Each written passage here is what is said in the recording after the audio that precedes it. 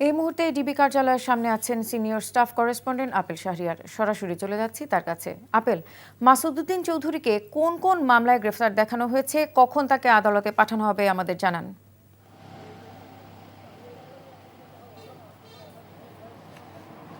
১/১১ আলোচিত সাবেক সেনা কর্মকর্তা মাসুদউদ্দিন চৌধুরী এখন ডিবি হেফাজতে রয়েছেন।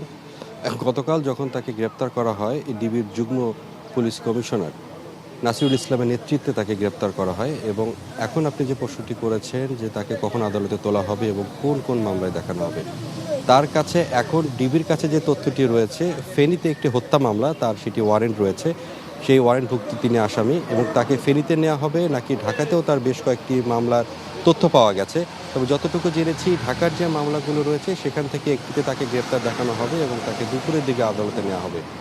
গোয়েন্দা কর্মকর্তারা জানিয়েছেন যে আদালতে নেয়ার পর তাকে রিমান্ড আবেদন করা হবে এবং রিমান্ড যদি পেয়ে যান তাহলে তাকে জিজ্ঞাসাবাদের জন্য অধিকতর যে তদন্তগুলো রয়েছে সেগুলো তারা করতে পারবেন। শুধু যে গণ অভ্যুত্থানের সময় যে হত্যা মামলা, বিষয়টি এমন নয়। তারা বলছেন যে ১/১১ সময় যে তার যে আলোচিত তার যে কর্মকাণ্ডগুলো রয়েছে সেগুলোর বিষয়েও জিজ্ঞাসাবাদ করা হবে।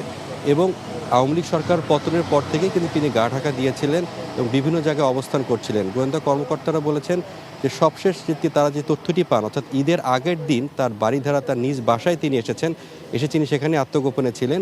সেই খবরটি পাওয়ার পর গতকাল মধ্যরাতেই কিন্তু অভিযান পরিচালনা করা হয় এবং তাকে গ্রেপ্তার করা হয়। এখন তিনি ডিবি হেফাজতেই রয়েছেন। আমরা এখন ডিবি গেটের সামনে এখানে অবস্থান করছি। আনুষ্ঠানিকভাবে যে একটি বক্তব্য দেওয়ার বিষয়টি, সেটি কিন্তু এখন পর্যন্ত দেওয়া হয়নি। আমরা এখানে অপেক্ষায় রয়েছি এবং আমরা যতটুকু জেনেছি, যখন সব প্রক্রিয়া শেষ হয়ে যাবে তাকে ফেরিতে নেওয়া হচ্ছে নাকি ঢাকা মহানগর আদালতে নেওয়া হবে, সেই বিষয়টি সিদ্ধান্ত হওয়ার পর আনুষ্ঠানিকভাবে সংবাদ সম্মেলনের মাধ্যমে জানানো হবে।